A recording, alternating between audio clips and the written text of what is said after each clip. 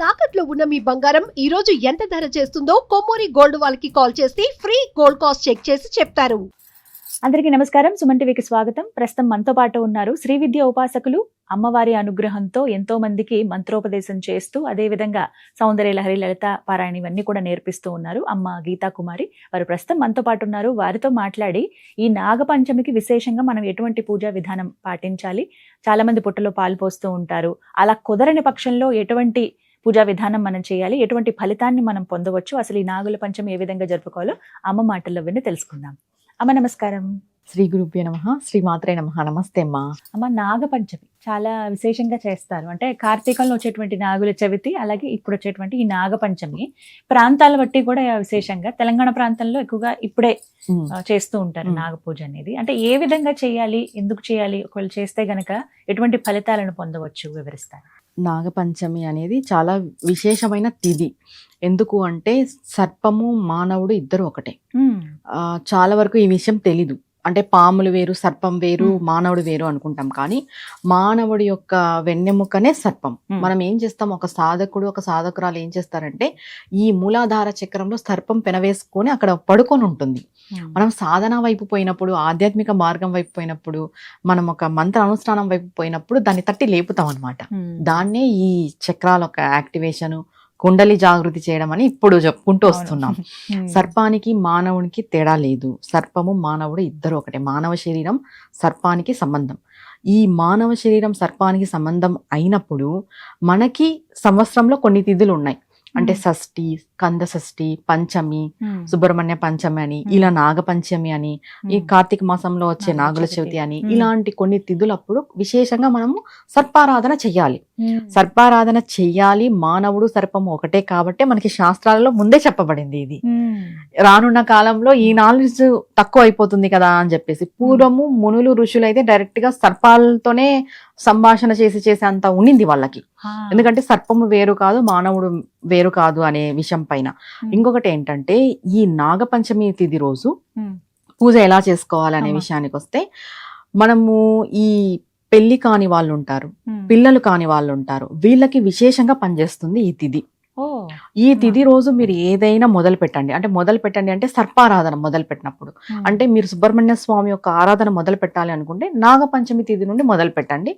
మీకు అనుకున్న కోరిక అనేది నెరవేరుతుంది. మనం ఏం చెప్తాము, మనకి జాతకంలో కూడా ఇప్పుడు మేము జాతకాలు చూస్తుంటాం కదా, కంపల్సరీ ఈ కాలంలో నేను చూసిన జాతకాల్లో ఈ కుజదోషం అనేది ఎక్కువ, రాహుకేతు దోషం ఎక్కువ, అర్ధకాల సర్పదోషం ఎక్కువ, సర్పదోషం ఎక్కువ, ఈ కాల సర్పదోషాల జాతకాలు ఎక్కువ ఉన్నాయి.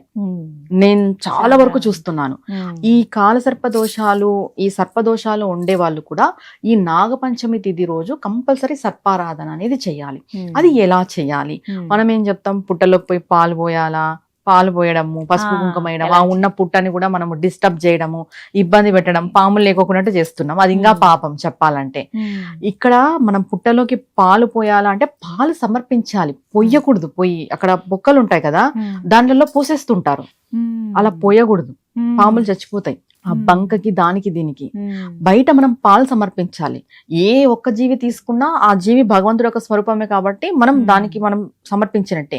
ఈ నాగశిలలు ఉంటాయి కదా, అంటే రాతి శిలలు, వాటికి మీరు పంచామృత అభిషేకం చేసుకోవచ్చు. మీరు 108 చెంబుల పాలైనా పోయొచ్చు మొక్కుకొని, ఇబ్బంది ఏం లేదు. నాగశిలలు ఉంటాయి. పుట్టల దగ్గరికి వెళ్ళి ఇలాంటివన్నీ చేయకూడదు. ఇంకోటి ధూపం కూడా పెట్టకూడదు పుట్టల దగ్గర. అగరబత్తులు మనం వెలిగిస్తుంటాం కదా, అలా వెలిగించకూడదు. ధూపం ఉన్నా అక్కడికి రావు, ఆ స్మెల్ కి రావు. ఈ ఇంకొకటి, మేము పుట్టలకి వెళ్ళి చేయమండి, మేము ఇంట్లోనే చేసుకుంటాం అనే వాళ్ళు కూడా ఉంటారు. నాగపడిగలు ఉంటాయి. ఒకవేళ మీకు ఇంట్లో నాగపడిగలు ఉంటే బాగా విశేషంగా పంచామృత అభిషేకం చేయండి. మీ చలిమిడి ఉంటుంది కదా, నువ్వులు, చలిమిడి, ఇవి నైవేద్యంగా పెట్టండి. ఈ పిల్లలు లేని వాళ్ళు, పెళ్లి కాని వాళ్ళు మాత్రం పుట్టలు ఉంటే పుట్టల దగ్గరికి వెళ్ళండి. పుట్టల దగ్గరికి వెళ్ళి అక్కడ పసుపు కుంకుమ సమర్పించి, ఎగ్స్ కూడా కొంతమంది పెడుతుంటారు, పెట్టద్దు. నాగపంచమి రోజు ఎగ్స్ అసలు పెట్టద్దు పుట్టల దగ్గర. ఆ పాలు కూడా కొన్ని ఒక గిన్నెలోనో ఒక దాంట్లోనో బయట అక్కడ చుట్టూ పోయండి కావాలంటే, బొక్కలోకి పోయొద్దు. పాలు కూడా బయట పోసేసి ఆ తడిచింటుంది కదా మన్ను, మనం పాలు పోసిన తర్వాత తడి అయిపోయి ఉంటుంది కదా, ఆ మట్టిని తీసుకోండి. సంతానం కాని వాళ్ళు దాన్ని స్వీకరించాలి, సంతానం కలుగుతుంది అని చెప్తారు. ఇంకా పెళ్లి కాని వాళ్ళు ఆ మట్టిని తీసుకొచ్చి నెక్స్ట్ డే నీళ్ళల్లో కలుపుకొని స్నానం చేయాలి. అలా స్నానం చేయడం వల్ల కూడా పెళ్లి అనేది కుదురుతుంది. ఎందుకంటే ఎప్పుడైతే జాతకంలో సర్పదోషాలు ఉంటాయో, నాగదోషాలు ఉంటాయో, పెళ్లిళ్ళు కావు, సంతానం ఉండదు, దాని తర్వాత కెరియర్ గ్రోత్ కూడా ఉండదు. కొంతమంది కెరియర్ లో ఇంకా అప్పు ఇలా వెళ్ళిపోతాం అన్నప్పుడు పడిపోతుంటారు. ఏం చేస్తుందంటే పాము, అంటే నేను చెప్తాను కదా సర్పం మనలోనే ఉంటుందని, అది ఇలా లేసి పడిపోతూ ఉంటుంది అనమాట. అలా మన జాతకరీత్యా పడిపోయినప్పుడే మనుషులు కూడా కెరియర్ లో ఇలా వెళ్తూనే ఉన్నట్టుండి పడిపోతారు. అది ఏంటి అనేది వాళ్ళకు కూడా అర్థం కాదు. ఇలాంటివన్నీ కెరియర్ లో ఇబ్బందులు ఉండే వాళ్ళు కూడా ఈ నాగపంచమి రోజు విశేషంగా పుట్ట దగ్గరికి పోయి పూజ చేయండి. లేదు అని అంటే మాకు ఇప్పుడు ఈ కాలంలో పుట్టలు కూడా అవైలబిలిటీ లేవు, ఇంట్లోనే ఎలా చేసుకోవాలి, మాకు ఈ నాగ పడిగ కూడా ఇంట్లో లేదు, మేము పాలు పోయాలనుకుంటున్నాం ఎలా అనే వాళ్ళకి కూడా ఈ డౌట్ ఉంటుంది కదా. బియ్యం పిండి తీసుకొని బియ్యం పిండిలో పసుపు 2 కలిపేసి అది బాగా ముద్దలాగా చేసుకొని దాన్నే పాము పడిగలాగా మనం చేసుకోవచ్చు. పుట్ట అవైలబిలిటీ లేని వాళ్ళకి నేను చెప్తున్నా, ఇంట్లోనే చేసుకుంటాం అనే వాళ్ళకి దాన్ని పాము పడగలాగా చేసి దానికి మనం పాలు సమర్పించవచ్చు, నైవేద్యం సమర్పించవచ్చు, ఆవాహన చేయొచ్చు. ఎందుకంటే నాగపంచమి అంటే ఆ రోజు ప్రకృతి నిండా నాగసర్పం యొక్క శక్తి ఉంటుంది. ఇంకా ఆ రోజు ఎలాంటి స్తోత్రాలు చదవాలి అని అంటే సుబ్రహ్మణ్య స్వామి యొక్క అష్టోత్తరం చదవచ్చు, భుజంగ స్తోత్రం చదవచ్చు. ఇంకా లేదు మేము స్పెసిఫిక్ గా నాగారాధనే చేస్తున్నాం కదా, సర్పారాధనే చేస్తున్నాం కదా, సర్పానికి సంబంధించి ఏమైనా ఉన్నాయంటే నాగ కవచం చాలా విశేషమైనది. నాగ కవచము మానసాదేవి స్తోత్రం, ఎందుకంటే మానసాదేవి దేవత కూడా సర్పం యొక్క స్వరూపమే కాబట్టి మానసాదేవి యొక్క స్తోత్రం చదువుకోవడం ద్వారా కూడా ఈ సర్పము నుండి వచ్చే ఇబ్బందులు ఏవైనా ఉంటే, నాగదోషాల నుండి వచ్చే ఇబ్బందులు ఏమైనా ఉంటే తొలగుతాయి. ఇంకొకటి మా జాతకంలో సర్పకాటుకి మరణాలు, గండాలు అనే వాళ్ళు కూడా ఉంటారు, మనం చూస్తుంటాం. ఇలాంటి గండాలు ఉన్న వాళ్ళు కూడా ఈ నేను చెప్పిన పూజా విధానం పాటిస్తే చాలా మంచిది. ఒకటి మేము పుట్టకెళ్ళి చేసుకోలేము, శిలకి చేసుకోలేము, ఇంట్లో కూడా కొంచెం చేసుకోలేని పరిస్థితిలో ఉన్నాం, ఏం చేయాలి అనే వాళ్ళు కూడా ఉంటారు. అంటే ఇలా బియ్యం పిండి పసుపు పెట్టి చేస్తే ఇంట్లో అరిచే వాళ్ళు ఉంటారు, పాము ఎందుకు చేస్తున్నావు, పుట్టెందుకు చేస్తున్నావు ఉంటారు, ఇంట్లో కొంచెం ఇబ్బంది పెట్టేవాళ్ళు. ఇలా ఉన్నారంటే మీరు మనస్ఫూర్తిగా ఒకటే అనుకోండి, నాగపంచమి తిథి రోజు ఏం చెప్తారంటే, ఒక నార్మల్ ఈ రైతులు వీళ్ళంతా ఉంటారు కదా, అప్పుడు పూర్వం అనేవాళ్ళంట, అంటే నన్నేలు నాగన్న, నా ఇంట నేలు, నా కులము నేలు అని. అంటే నన్ను నువ్వు ఏలేవాడివి, నా ఇంటిని ఏలేవాడివి, కులముని ఏలేవాడివి, అంటే నాకు వంశాన్ని ప్రసాదించు. కులము నేలు అని అంటే నా కులం వృద్ధి చెందాలి, నా ఇల్లు వృద్ధి చెందాలి. ఇల్లు వృద్ధి చెందాలంటే ఇలా వంశము పిల్లలు ఉంటే వృద్ధి చెందుతుంది.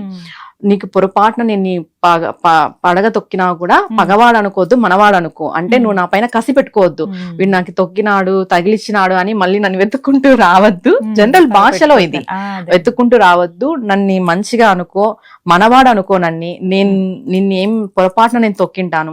ఇంకొకటి ఏంటి, నేను నీకు నూకలు ఇస్తాను, మాకి పిల్లల మూకలివు, అంటే ఈ చలివిడి ఈ ప్రసాదం అంతా నేను సమర్పిస్తాను, మాకి పిల్లల్ని ప్రసాదించు, పిల్లల యొక్క మాకు అరుపులు గొంతులు మా ఇంట్లో వినపడాలి అని చెప్పి జనరల్ గా మొక్కేవాళ్ళు అనమాట నాగదేవతకి. ఏదో పెద్ద పెద్ద స్తోత్రాలు ఇవన్నీ కూడా అవసరం లేదు.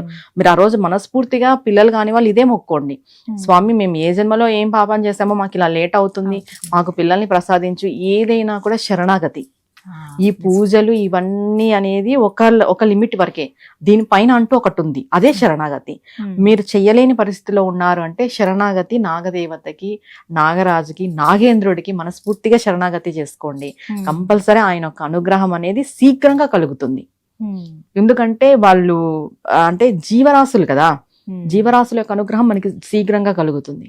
ఇంకా సుబ్రహ్మణ్య స్వామి ఆరాధన ఆ రోజు మొదలు పెట్టుకొని మీరు చేసుకోవచ్చు. ఇంతవరకు మేము చేయలేదు, ఈ రోజు మొదలు పెట్టుకోవచ్చు అంటే హ్యాపీగా మొదలు పెట్టుకొని కంటిన్యూ చేసుకోవచ్చు, ఏ ఇబ్బంది లేదు. ఈ పిల్లలు కాని వాళ్ళు, వివాహం కాని వాళ్ళు, కెరియర్ లో గ్రోత్ లేని వాళ్ళు ఈ నాగపంచమి తిథిది నేను చెప్పిన పూజా విధానంలో మనం ఎన్ని రకాలుగా చెప్పినామో ఏది కుదిరితే అది చేసుకుంటే చాలా చాలా మంచి ఫలితం అనేది ఉంటుంది. చాలా చక్కగా చెప్పారమ్మా, ధన్యవాదాలు. నమస్తే అమ్మా.